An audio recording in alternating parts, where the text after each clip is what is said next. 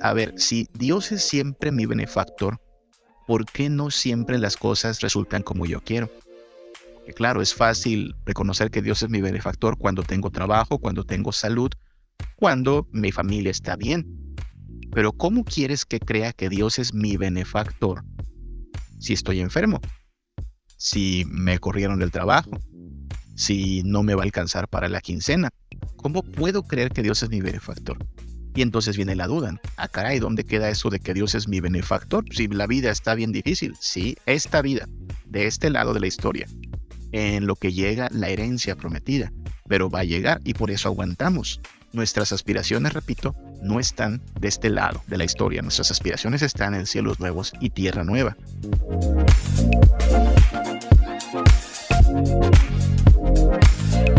Tenemos que elevar nuestra mirada por encima del sol, porque, claro, si medimos la bondad de Dios solo en términos de la salud que disfrutamos, del dinero que poseemos, de los bienes que obtenemos, pues andremos siempre dudando de Dios. Pero otra vez recordemos, nuestras ambiciones, nuestros deseos, nuestras aspiraciones no se centran principalmente en lo que obtengamos en esta vida. Nuestras ambiciones están en los cielos nuevos y en tierra nueva. Nosotros vamos por ese galardón, delicias a su diestra para siempre. Nunca hemos dicho que las mayores bendiciones se dan de este lado de la historia.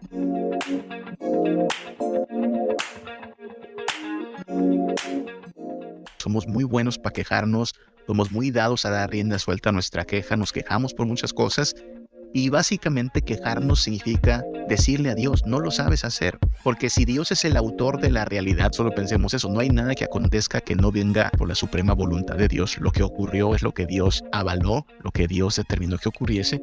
Entonces básicamente cuando nos quejamos le estamos diciendo a Dios, no lo sabes hacer bien, no eres un buen Dios.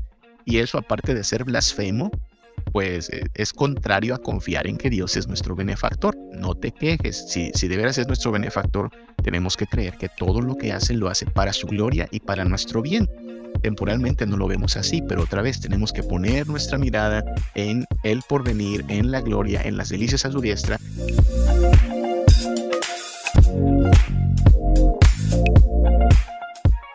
Si en este momento pudiésemos trasladarnos por 10 segundos, solo 10 segundos, a la gloria de Jesucristo, solo 10 segundos, si solo por 10 segundos pudiésemos degustar la ausencia de dolor, de quebranto, de tristeza, esos 10 segundos serían suficientes para que nosotros no tuviésemos queja alguna. Solo por degustar esos 10 segundos usted diría, cualquier cosa de este lado la voy a poder aguantar. Bueno, el que en este momento está en la gloria ya nos prometió que hará nuevas todas las cosas, nos dio su palabra, nos dijo que volvería por nosotros. Entonces podemos confiar en Él. Y puesto que Él no miente, podemos y debemos esperar lo que Él prometió con paciencia. No hacerlo y llenarnos de queja es en sí un acto de blasfemia, porque es básicamente decirle a Dios, ¿sabes qué? No lo haces muy bien.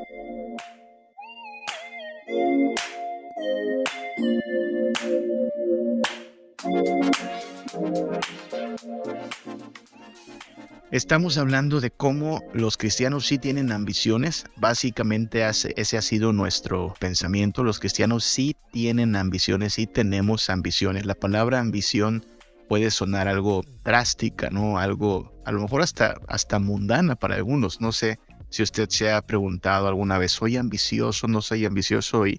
Y la respuesta es sí, no debiéramos sentirnos culpables de aceptar que tenemos ambiciones. Cuando uno hace cualquier cosa, tiene una ambición. No sé si lo atenúa más llamarle un interés, que lo atenúa más llamarle una meta, pero detrás de todo lo que hacemos estamos siguiendo un interés, una meta.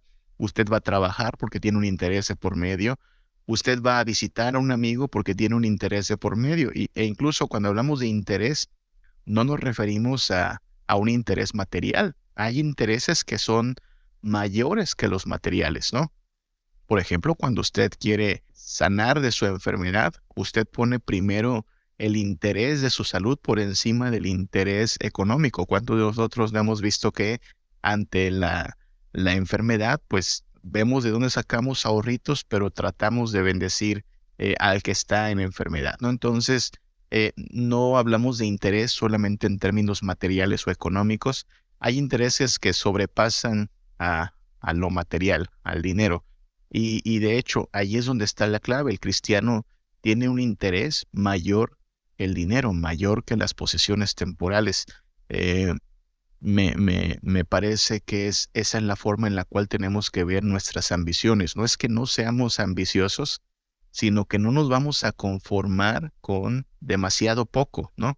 Y este mundo, con todo lo que puede ofrecer, toda su riqueza, toda su gloria, todos sus deleites, es demasiado poco comparado con lo que Cristo ofrece. Así es que, por esa razón, afirmamos, sí tenemos intereses, sí tenemos ambiciones, pero nuestras ambiciones, nuestros intereses son mucho mayores que los que este mundo ofrece. Me viene a la mente un himno muy, muy famoso. Lo cantamos en la iglesia presbiteriana que dice, prefiero a Cristo, ¿no? Prefiero a Cristo que el oro mortal, prefiero ser suyo que andar aquí en el mal, ¿no? En el pecado. Y luego el coro dice, ¿no? Antes que ser el rey de dominios mil y vivir en la maldad, prefiero a Cristo. Es la actitud del cristiano. No es que no ambicione. De hecho, lo que ambiciona es la gloria, la dicha, la plenitud, el gozo. Y de eso hemos estado hablando también, de cómo podemos experimentar un cada vez más creciente y profundo gozo en Cristo, ¿sí? La vida cristiana no tiene por qué ser una vida de sinsabor, de sinsentido, aburrida incluso o carente de alegría. Todo lo contrario, se espera que el cristiano vaya teniendo cada vez mayor contentamiento, mayor gozo. Me encanta cómo las parábolas de Jesús, las que hablan de su reino, si usted las lee, terminan siempre con una fiesta, ¿no? Los siervos, les dice el patrón, entra del gozo de tu Señor. A las vírgenes sensatas se les invita a entrar a la fiesta. Apocalipsis dice que son bienaventurados los que están convidados a las bodas del Cordero. Entonces, siempre acaba con gozo para los creyentes. La promesa para los hijos del Señor es gozo eterno, delicias a su diestra para siempre, lo que dice el Salmo 16:11. En esto que hemos estado hablando de ser aspiracionistas, de que sí se vale plantear delante de Dios nuestras aspiraciones, algo que ha venido surgiendo son algunas dudas o algunos comentarios, los cuales agradezco mucho, ¿ok? Algunos de ustedes o algunos de los participantes me han estado escribiendo estas semanas, especialmente desde hace 3 miércoles que empezamos a hablar de cómo nosotros no hacemos nada para Dios, nosotros no podemos de alguna manera retribuirle a Dios y cómo Dios es siempre nuestro benefactor. Hablando de eso, algunos de ustedes han estado comunicándose por mensaje privado. Repito, yo agradezco mucho eso porque nos ayuda a estar pues dándole vueltas a los pensamientos, al argumento. También me dice que están poniendo atención. Créanme que es un acto de fe estar aquí hablando como loquito frente a una cámara y no verles a ustedes, ¿no? Entonces, me bendice mucho porque me hace ver que pues estamos poniendo atención y también me hace estudiar un poquito más acerca de los argumentos sobre lo que estamos diciendo. Entonces, muchas gracias por todos los que han escrito al respecto. Y es que ha surgido la pregunta. Nosotros hemos establecido esta diferencia benefactor-beneficiario. Nuestra relación con Dios, una relación que puede ser cada día mayor. De hecho, es una relación de 4 personas. Eso también lo hemos dicho estos miércoles. Somos 4 personas involucradas cada día. Nosotros, el Padre, el Hijo y el Espíritu Santo. Así es que esta cuádruple relación puede ser cada vez mayor, puede ser cada vez más intensa, gozosa, bendita, porque estamos creciendo en la gracia y el conocimiento de Dios. Será en una dinámica de benefactor-beneficiarios. Es decir, Dios es siempre benefactor, Dios es siempre el que da, el que reparte, el que bendice, y nosotros somos siempre los que reciben, los que disfrutan, los que se dejan querer, nada más. Esos somos nosotros. Dios es el papá que pone los regalos, para sus hijos y sus hijos solo los abren y los disfrutan. Siempre ha sido así. Nunca le hemos dado algo a Dios. Estuvimos poniendo algunos argumentos, algunos peros, ¿no? Porque, por ejemplo, decíamos, bueno, pero la Biblia dice que le damos adoración. Y decíamos, sí, pero la adoración no es algo que hace a Dios más glorioso. Adoración es solo reconocimiento. También decíamos que, bueno, sí, pero la Biblia habla de sacrificio a Dios. Pero también decíamos que hay que pensar en sacrificios en términos de los judíos, ¿no? Y para el judío, sacrificio significa fiesta, fiesta. Solo le remito a la Biblia, un ejemplo más de sacrificios, el día que Salomón inaugura el templo, ese gran día en que el templo de Jerusalén es inaugurado. ¿Cómo es que hay sacrificios ese día? Pero ese sacrificio fue una matazón de animales para darle de comer al pueblo, y la fiesta se extendió por días. Dice que hasta decidieron ampliar el lugar donde estaban matando a los animales porque era mucho, y eso era una comelona. Entonces fue fiesta. Usted no ve a la gente ese día lamentándose y llorando, ay, los sacrificios a Dios. No, el sacrificio significa fiesta. De manera que cuando decimos que la vida cristiana consiste en sacrificio vivo, santo y agradable, ha de entenderse en el concepto de fiesta y deleite.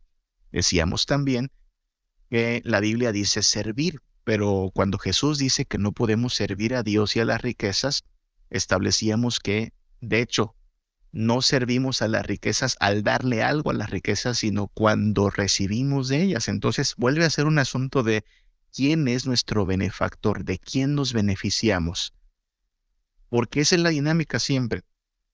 Pero ponemos también algunos ejemplos, y este ha sido el más controvertido quizá, cuando decíamos que bajo esta dinámica de benefactor-beneficiarios, pues no hay lugar para aquella idea de hacer algo así comprometido, con rigor, con disciplina, para que Dios vea hasta qué punto le vamos a dar algo, ¿no? Tipo las veladas de oración, ¿sí? Tipo los cultos o las reuniones matutinas, de esas de las 5 de la mañana, 6 de la mañana. No estoy diciendo, quiero aclarar, que esté prohibido hacerlas. Si alguien quiere reunirse a las 2 de la madrugada, adelante, si tiene tiempo de hacerlo. Si alguien quiere ponerse a orar desde las 8 de la noche hasta que le amanezca, también, adelante. No estamos diciendo que está prohibido esto. Pero si en el realizar esa actividad, hay una idea de Dios me va a bendecir más por esto, Dios va a ver mi compromiso por esto, Dios me va a tener más en cuenta por esto, Dios me escucha más por esto, eso ya es lo que está mal. Esa idea de que por esto que yo estoy haciendo, por esto que estoy soportando, por esto que estoy aguantando, Dios me va a dar más. Esa actitud ya no convierte a Dios, o ya no lo deja como el benefactor, ya me deja a mí como el que hago algo por Dios. Como si Dios estuviese en la necesidad de comprobar cuánto aguanto hasta que me amanezca, o cuánto aguanto sin dormir, o cuánto aguanto madrugar, o como si requiriera que yo le demostrara algo. Por favor, Él ya sabe cuánto le amamos, también ya sabe cuánto flaqueamos. Y entonces vino el asunto del ayuno. Y es lo que vamos a tratar este día, porque varios hermanitos muy amablemente me han escrito preguntando, ¿qué onda con eso, pastor? O sea, el ayuno, entonces sí, entonces no, los aspiracionistas, entonces, o sea, ¿cómo esto de ser aspiracionista cuadra con la idea de ayunar? Y es allí donde vamos a avanzar en este día, ¿ok?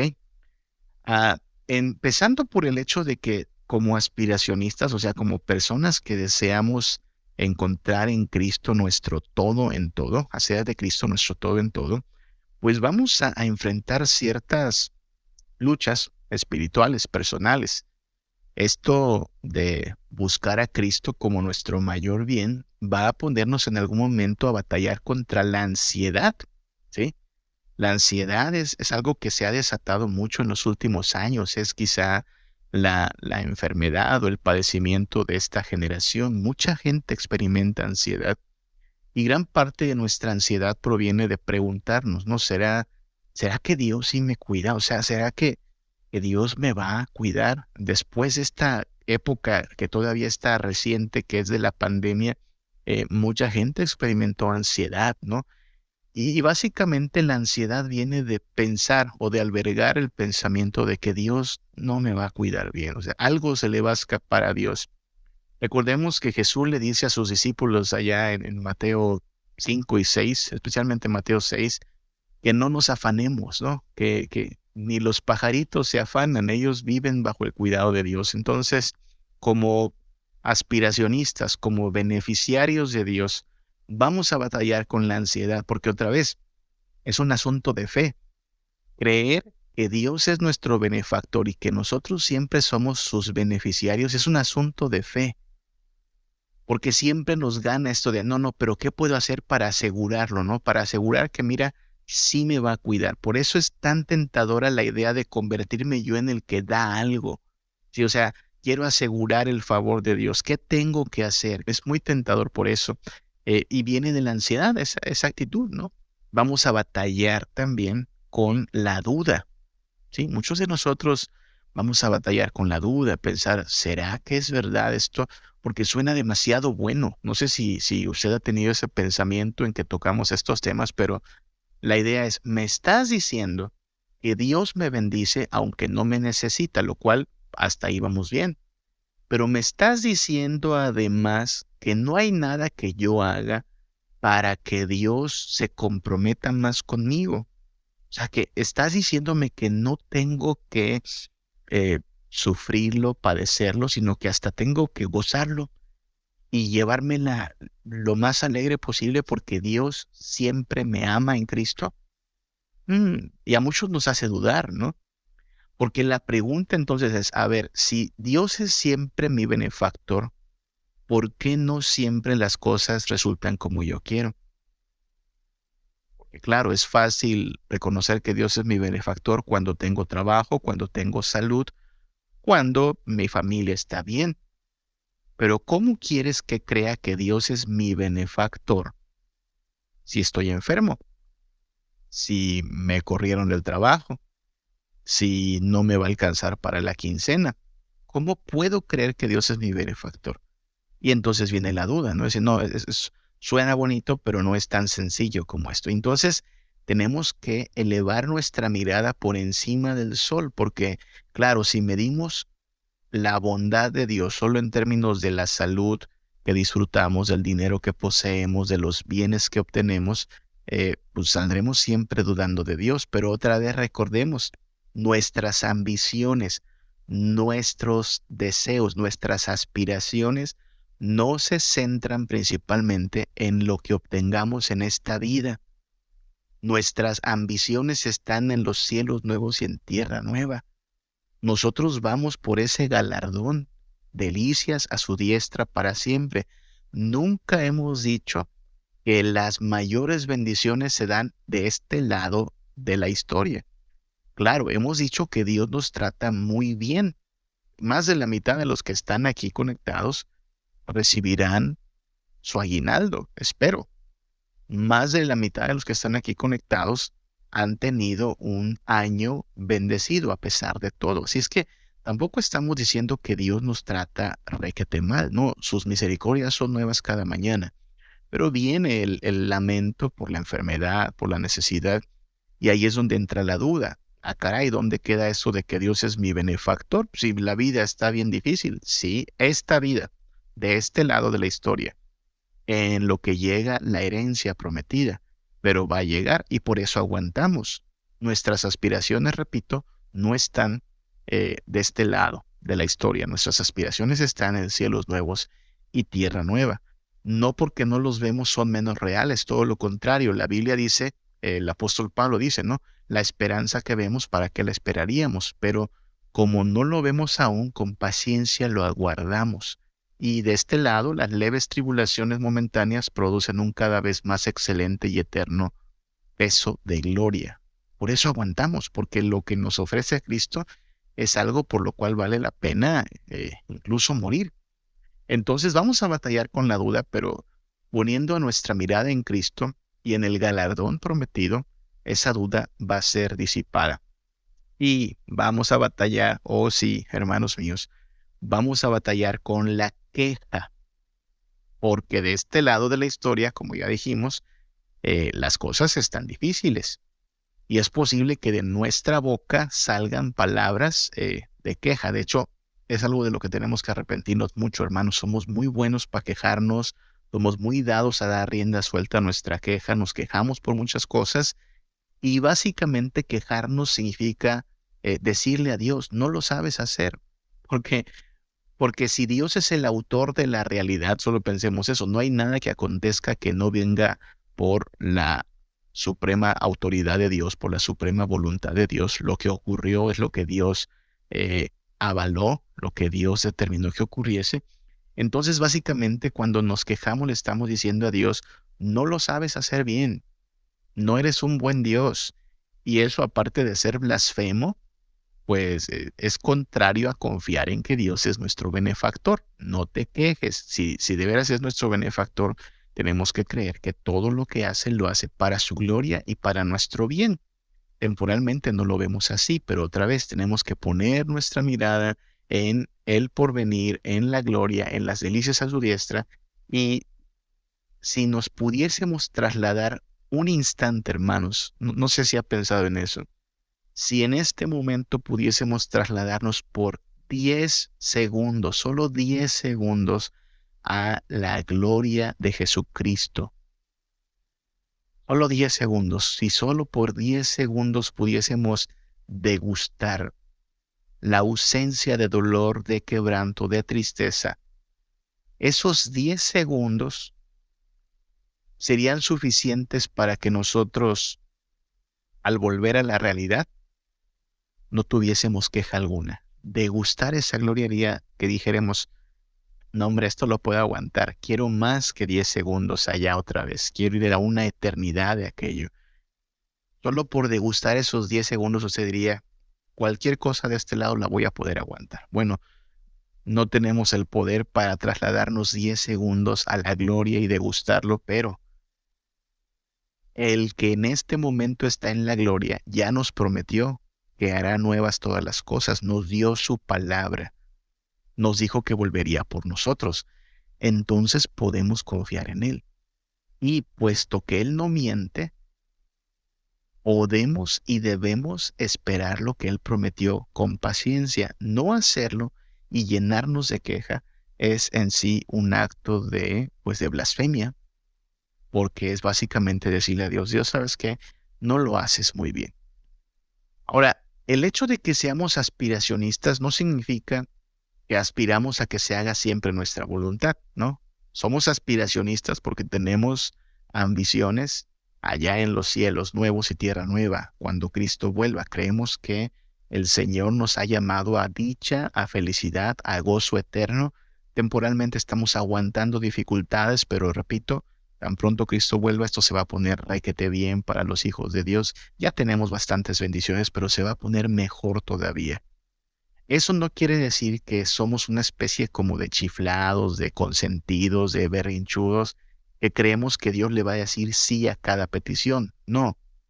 De hecho, nuestra fe se manifiesta en que la voluntad de Dios será perfecta. Lo vamos a creer, lo vamos a aceptar porque ya decidimos creer que Él es nuestro benefactor.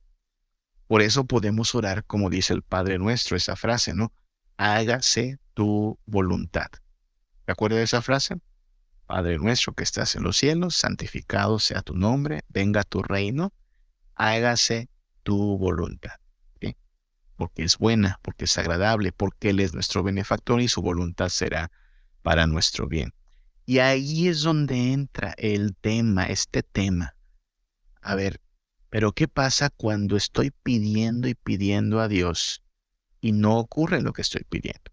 O sea, mi petición es una petición delante del Señor. Y pues no, como que no pinta la cosa para que Dios vaya a dar respuesta. Bueno, y entonces viene, por algún lado viene, ¿no? Alguien nos aconseja, ah, alguien nos comparte, oye, ¿y si ayunas tú? Y si ayunamos, ¿qué tal si dedicamos un ayuno? Como que el ayuno es visto en muchas ocasiones como una especie de plan de emergencia, ¿no? O sea, cuando algo ya sí se puso difícil, entonces viene el extra, ¿no? El turbo, ¿no? Le metemos turbo. Ya estábamos orando, pero le metemos turbo con el ayuno, ¿no? Porque entonces Dios, pues como que nos va a hacer más caso. Y otra vez, lo que entra en juego es esta situación de ver a Dios como nuestro benefactor y vernos nosotros como beneficiarios. Si yo pienso que por ayunar estaré dándole a Dios un motivo para que me ponga más atención, estoy acumulando ciertos puntos o méritos para que Dios me escuche más. Algo anda mal en ese pensamiento. De por sí ya le dije en miércoles anteriores que hay personas que dicen voy a ayunar, ¿no? De tal hora a tal hora. Y esta es la frase que me deja preocupado, que me deja pensando. Cuando dicen, y a las 2 de la tarde le entrego mi ayuno a Dios. Esa frase, cómo me hace pensar en qué está pasando en nuestra cabecita cuando nos expresamos así, ¿no? Voy a ayunar y a tal hora le entrego su ayuno a Dios. ¿Cómo qué? Alguien puede decir, pues como una ofrenda, pero otra vez es que Dios nunca ha pedido esa clase de ofrenda. No como ofrenda, no nos hemos metido ni siquiera al tema del ayuno en sí, solo la idea de que nuestro ayuno es una ofrenda a Dios, esa idea está ausente totalmente de la Biblia. No hay en ninguna parte de la Biblia la idea de que nuestro ayuno es una ofrenda a Dios. No está, no está. O como un sacrificio, tampoco está. No está en la Biblia la idea de ayunar como un sacrificio. Si hay gente que ayuna, en un momento vamos a empezar a ver los pasajes y los contextos, pero la gente que ayuna no lo está haciendo en la Biblia, quiero recalcar eso, ni como una ofrenda, ni como un sacrificio. No hay un solo lugar donde la Biblia diga que alguien ayunó como ofrenda a Dios, como sacrificio a Dios, o que den la idea de que hizo algo por Dios, ¿ok? Partiendo de ahí. Y la idea es esa, ¿no? Cuando alguien lo señala en términos de le entrego mi ayuno a Dios, pues ya empezó a funcionar mal la cosa. Partamos del hecho de que mucha gente ayuna por diversos motivos, ¿ok? Es decir, no solo es una actividad religiosa, ¿ok? No es una actividad ni siquiera exclusiva de los cristianos. No sé si lo sabía, pero los musulmanes también ayunan, los budistas también ayunan y, oh sorpresa, hasta los brujos ayunan. Yo he sabido de prácticas de brujería, de hechicería, donde también ayunan los brujos. Entonces, no es una actividad exclusiva de los cristianos y no es ni siquiera una actividad exclusivamente religiosa. Si usted se va a hacer un análisis de sangre mañana, le piden cierto tiempo de ayuno. Si usted va a un proceso de cirugía, le piden ayuno. Entonces, o sea, bueno, ayuné, ¿no? Y hay quien luego bromea, ¿no? Y matamos dos pájaros de un tiro, ¿no? Si me van a hacer análisis ese día también ayuno para Dios, ¿no? No se trata de eso, pero hay gente que así lo ve a veces, ¿no? Eh, pero es que puedes ayunar por diversos motivos, ¿no? Hay gente que tiene incluso un ayuno como cierta disciplina hasta de metabolismo, ¿no? Pero bueno, no siempre el motivo es religioso y no siempre, aunque sea religioso, es cristiano. Le digo que aún de otras religiones también la gente ayuna, ¿ok? Pero algo más hay que decir, ya que estamos hablando del ayuno, y aquí nos vamos a ir despacito, ¿eh? Si no terminamos hoy, no se preocupe, hablaremos un miércoles más, porque creo que sí es un asunto importante. Cuando hablamos de Dios como nuestro benefactor y nosotros como los beneficiarios de Dios, y esta idea que puede ser un poco extraña de que Dios no nos necesita, que todo lo que hacemos es disfrutar de Él, y que incluso nuestra obediencia no es una obediencia en gratitud, sino para recibir más. O sea, es una obediencia hasta cierto punto, lo hemos dicho, convenenciera, ¿no? ¿Por qué sigo buscando a Dios? Pues porque quiero más de Él. ¿Por qué sigo siéndole fiel? Porque quiero más de Él. Porque, claro, ya tuve bendiciones, pero quiero más. Y sí, le doy gracias. Ya dijimos que la gratitud está presente, pero así como le doy gracias, le digo, quiero más. Se da cuenta, somos como bastante aspiracionistas, como bastantes, no sé si les suena la palabra periche, allá en Veracruz usamos la palabra periche, que está pide y pide y pide, Dios dame, Dios dame, Dios dame. Pues sí, ¿a quién más vamos a ir, no? Y pedimos sin merecerlo y pedimos sin hacer algo para recibirlo, porque Dios no nos da más por lo que hacemos, eso es lo que dejamos en claro. Aun si tú orases más, si tú cantases más fuerte, si tú hicieses más por Dios, Dios no te va a dar más de lo que ya te ha dado en Cristo Jesús. Y es aquí donde el concepto del ayuno es uno de los que dices, a ver, pero entonces, ¿cómo funciona aquí? ¿Cómo vamos a ayunar? Bueno, hablemos un poquito más del ayuno. Entonces, ya dijimos, en la Biblia no existe la idea de una ofrenda de ayuno o de un sacrificio de ayuno. Eso no está. Hay gente que ayuna aunque no es cristiana y no siempre por motivos religiosos. Vamos a decir algo más. Ayunar es un convencionalismo o una convencionalidad desde culturas antiguas. ¿Qué es una convencionalidad? Vaya, una práctica común. Llámele un hábito, una tradición, algo que hace mucha gente. Aquí en Yucatán, por ejemplo, los que somos yucatecos, yo ya me considero yucateco nacionalizado, sabemos que el día lunes se come un platillo en particular. ¿Qué se come el día lunes? Frijolito con puerco.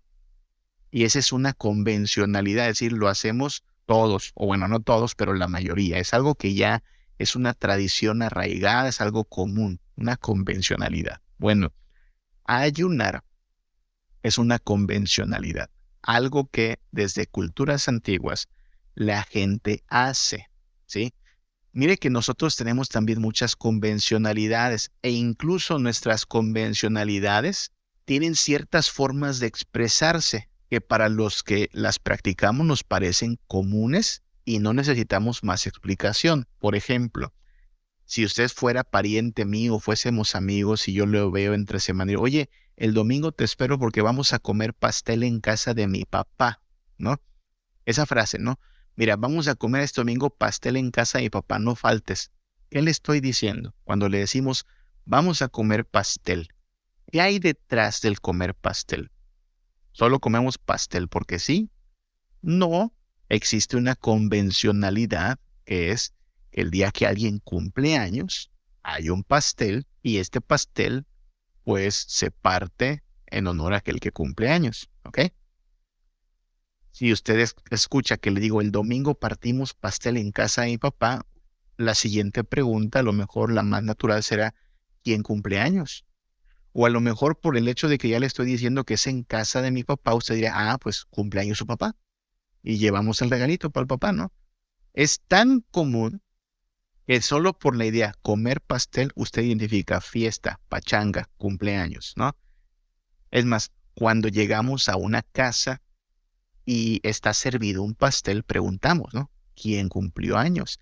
Claro que puedes comer pastel sin cumpleaños, pero la convencionalidad indica que con el cumpleaños hay pastel. De hecho, es tan arraigada esta convencionalidad que es extraño, nos suena extraño, ¿a poco no? Que haya un cumpleaños sin pastel. Eso suena extraño, ¿no? Imagínense que lo invitan a una fiesta y hay una comidita especial y hay a lo mejor el tomarnos fotos, pero no reparten el pastel. Usted dice, caray, estuvo medio raro el cumpleaños, ¿no? Porque ya damos por hecho que en esta convencionalidad el cumpleaños va de la mano con el pastel. Aunque sea un pingüino con una velita, pero le hacemos pastel al cumpleañero, ¿no? Esa es la convencionalidad. Comer pastel es en el contexto de un cumpleaños. Pasa también con la idea de vestir de blanco. Si usted me dijera, ¿sabes qué? Estoy contento porque mi hija se va a vestir de blanco. En nuestra cultura latinoamericana, ¿qué significa vestirse de blanco? Pues casarse, ¿no? Si le digo, mi hija se va a vestir de blanco, es mi hija se va a casar. Claro, te puedes vestir de blanco en otros contextos, pero al decirlo de esa forma, aclaramos, ¿no? Estamos hablando de una boda. Es más, todavía, aunque ya hay cambios en ese sentido, pero todavía parece a veces extraño que en la boda no se vista de blanco la novia, ¿a poco no? Le digo, ya han cambiado algunas veces esas tradiciones, ¿no? Pero todavía resulta un poco extraño, especialmente para las generaciones de los abuelos, de los tíos, ver que la novia no viste de blanco. Uno dice, ah, caray, ¿qué pasó aquí? ¿No? O están rompiendo la tradición o están innovando, pero la idea es que la novia se viste de blanco. Es una convencionalidad. Es más, los expertos en moda y en novias dicen que es de muy mal gusto, el día de una boda vestirse de blanco si no eres la novia, porque opacas a la celebrada, ¿no?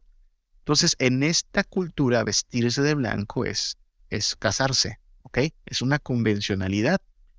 Una más, un ejemplo, ¿no? De convencionalidades, porque tenemos que poner el terreno de fondo para hablar de cómo entendemos el ayuno. Yo le dijera, ayer le cantamos las golondrinas a mi abuelo. Significa, bueno, espero que tengamos el contexto de la expresión, significa que nos despedimos del abuelo, ¿no? Las golondrinas son una canción que se usa para despedirnos, ¿no? Nos despedimos. Y entonces cantas las golondrinas. A veces ni las cantas, pero la idea es nos despedimos. Eso es convencionalidad, tradiciones, costumbres tan comunes y arraigadas. Vamos a la época del pasado. En el pasado, el ayuno significa principalmente aflicción, tristeza e incluso luto. ¿Ok? Aflicción, tristeza y luto. Cuando una persona en tiempos bíblicos ayunaba, era la forma en que trataba de expresar que está afligida, que está triste, que está de luto. Tal como en nuestros tiempos, cuando una persona cumple años, la forma de señalarlo es llevando un pastel. Tal como en nuestros tiempos, la forma de señalar que te estás casando es vestirte de blanco. En aquellos tiempos, la forma de expresar que tú estás atravesando en tiempo de luto es ayunar. No comes. Es más, si tú dices, estoy triste, estoy de luto, pero sí estás comiendo, generaría como un, caray, no, como que no es muy de creerte que estés triste y de luto porque estás comiendo muy bien. O sea, era parte de la práctica común. Si estás triste, no comes. Si estás de luto, no comes. ¿Ok? En un pasaje en Primero de Reyes, capítulo 21-27, sucedió que cuando Acab oyó estas palabras, rasgó sus vestidos, puso cilicio sobre su carne. ¿Qué es poner cilicio? Silicio es una tela bastante áspera, como esos sacos de arpilla, como esos sacos de enequén, ¿no? Es muy picosa, muy desagradable. Y ayunar.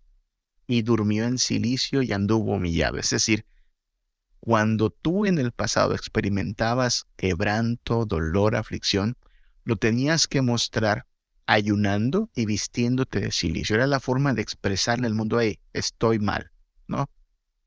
En nuestros tiempos, pues la gente lo hace de otras formas, ¿no? No es tan evidente a veces. Pero en aquellos tiempos era ayunando y echándose a veces un pedazo de silicio como ropa. Esther 4:3 nos habla también de cómo se emite este decreto donde dice que van a matar a los judíos. Y dice que donde llegaba el decreto, ojo con los términos, donde quiera que el decreto llegaba, tenían los judíos luto, ayuno, lloro, lamentación, silicio y ceniza. Aquí vemos el paquete completo, ¿eh?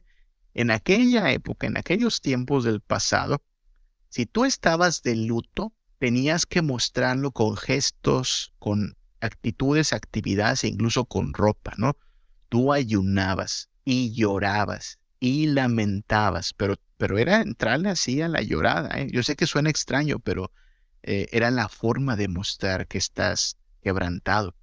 Y silicio, le digo, esta tela áspera, y ceniza, lo que agarraba la persona era un puño de ceniza o con sus manos ceniza, y se le echaba en su cabeza y estaba toda manchada la persona de ceniza. Era una señal de humillación, ¿ok?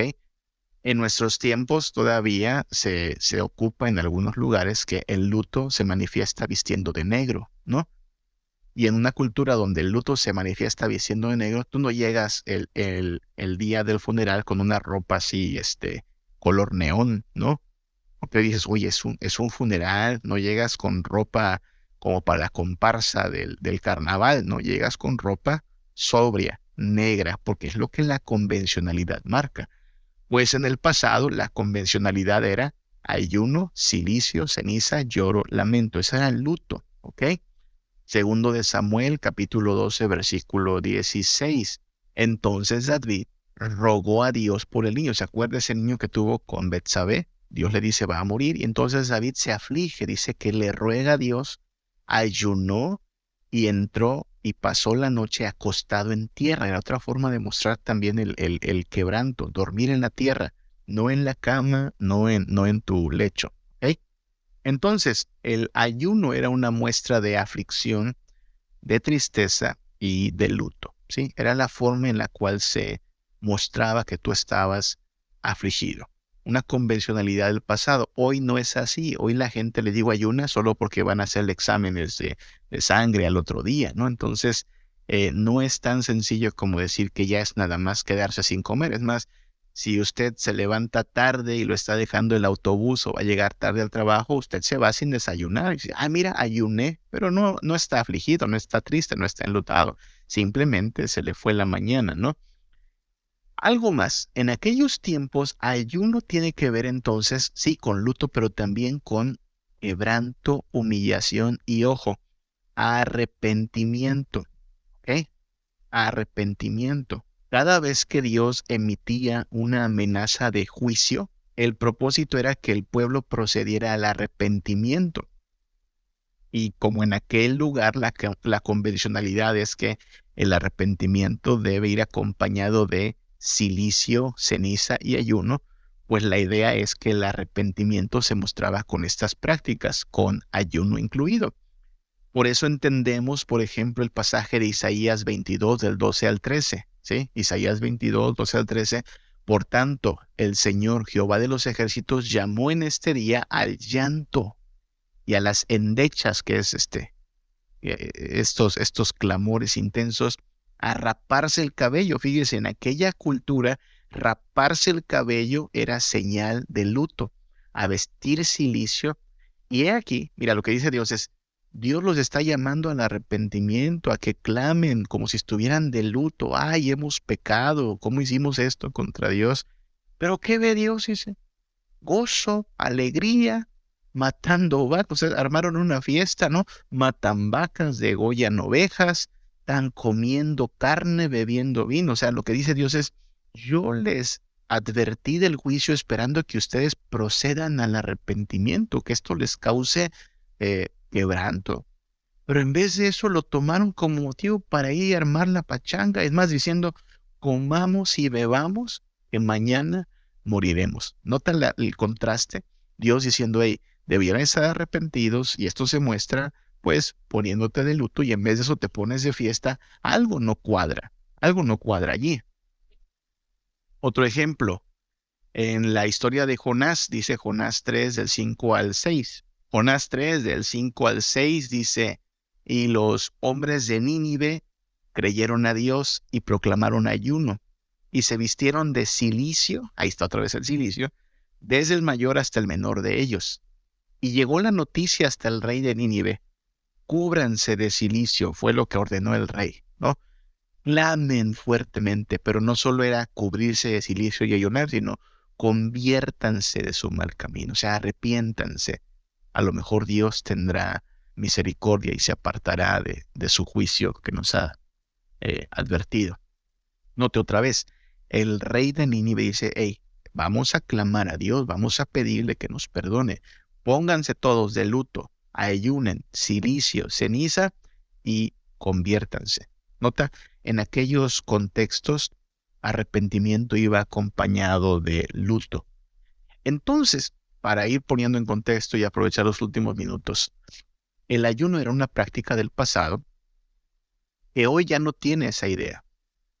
Hoy la gente ayuna, le digo porque se quedó dormida y se va sin desayunar porque tiene otras cosas que hacer.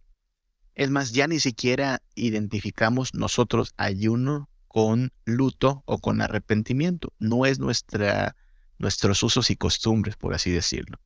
Hay, por lo tanto, motivos y pensamientos equivocados.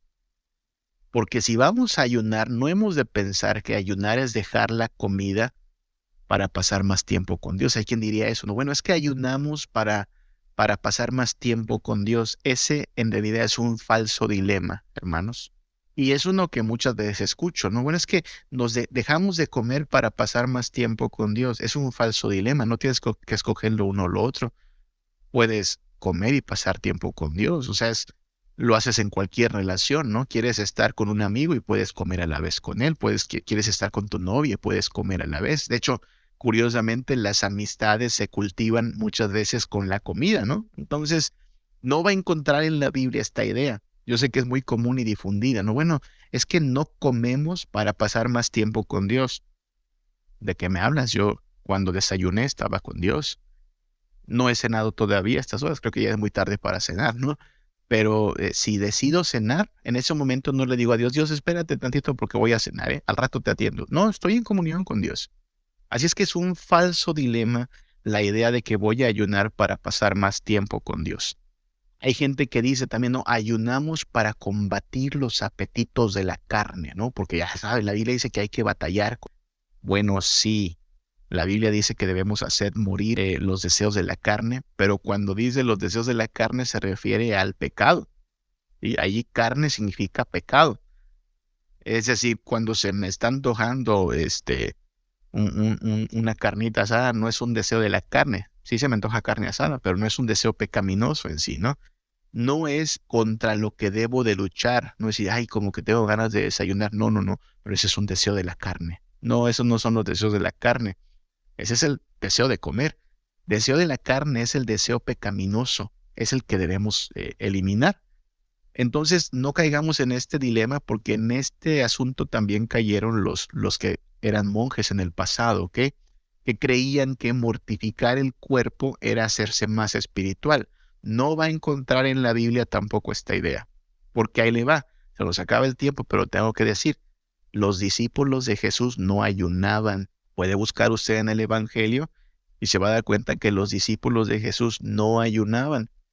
Es más, los fariseos e incluso los discípulos de Juan el Bautista le preguntan a Jesús, ¿por qué no haces que tus discípulos ayunen? Y no es que sean pecadores los discípulos de Jesús más que los fariseos, ¿no? Sino simplemente no es nuestra lucha, no es una lucha contra el vientre la que debemos llevar a cabo. Claro, debemos ser sobrios, ¿no? Pero no es la lucha es contra el pecado y la comida no es el pecado, ¿ok? Eso es más una idea medio dualista, platonista, pensar que lo material es malo y lo espiritual es mejor. No, cuando hablamos de combatir los apetitos de la carne, no es combatir las ganas de un sándwich de jamón, ¿ok? Esa es una lucha equivocada. Hay quien habla de, es que ayunar es una limpieza para tu ser. Va más o menos con la idea anterior, ¿no? No es así. Es una falsa solución. Quiere limpiar su ser. ¿Con qué limpiará el hombre su camino? Pues con guardar la palabra de Dios, ¿no? Escudriñen la Biblia, acérquese al Señor, crezca en gracia y conocimiento y su ser va a ser santificado, ¿no? No es la solución dejar de comer. De hecho, hay quien no debería dejar de comer. Su salud está expuesta por eso. Hay gente que dice, ayunar es un sacrificio de adoración, ¿no? Y vamos otra vez con la idea de, no es como la Biblia habla del ayuno. No va a encontrar en un solo pasaje la idea de que ayunamos como un sacrificio para Dios. No está en la Biblia. De hecho, esto contradice la gracia, contradice la idea que hemos venido sosteniendo de que Dios es el benefactor y nosotros los beneficiarios. Entonces, bueno, hemos hablado solo de este asunto un poquito, cómo el ayuno es aflicción, tristeza, luto y arrepentimiento en la Biblia. Y puesto que no nos va a dar tiempo, vamos a dejar de tarea estos dos pasajes, porque parece que son los dos pasajes donde se habla del ayuno. Le pido que los lea, le pido que los estudie, que le demos vueltas a la pregunta. Entonces, ¿vamos a ayunar o no vamos a ayunar? Nosotros los cristianos del siglo XXI, ¿ayunamos sí o no? Y entonces estudiemos, por favor, Mateo 9 del 14 al 17, si quiere todo el capítulo 9, y Mateo 17 del 14 al 21, si quiere todo el capítulo 17. Porque a partir de esos dos pasajes vamos a estar pues platicando el próximo miércoles y el tiempo que sea necesario, ¿ok? Me parece que es muy importante hablar de este asunto para dejar en claro que Dios es siempre, siempre, siempre nuestro benefactor. Nosotros los beneficiarios nunca podemos, por medio de una especie de sacrificio, manda, penitencia, hacer que Dios nos ame más de lo que ya nos ha amado en Cristo.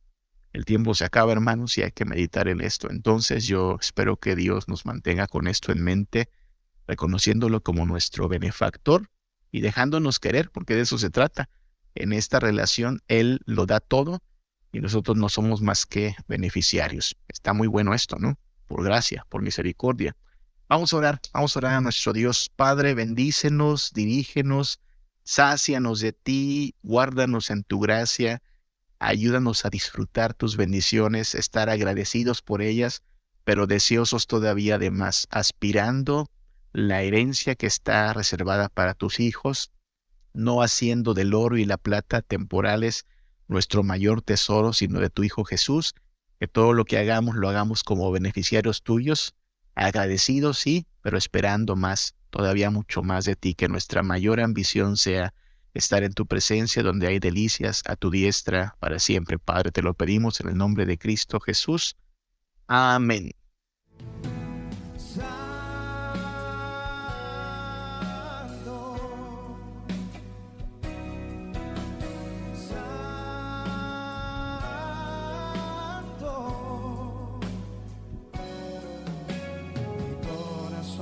Se une a la melodía angelical. Dilo de nuevo.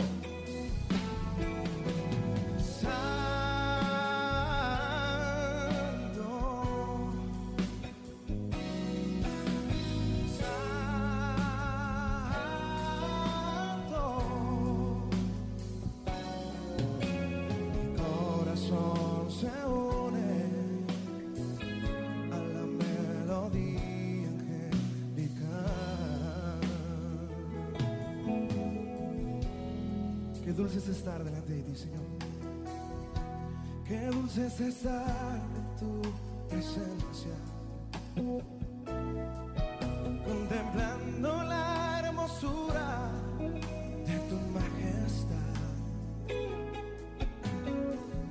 y reconociendo que tú eres Señor todopoderoso y el gran yo soy. Qué dulce es estar en tu presencia. Dile, contemplando la hermosura.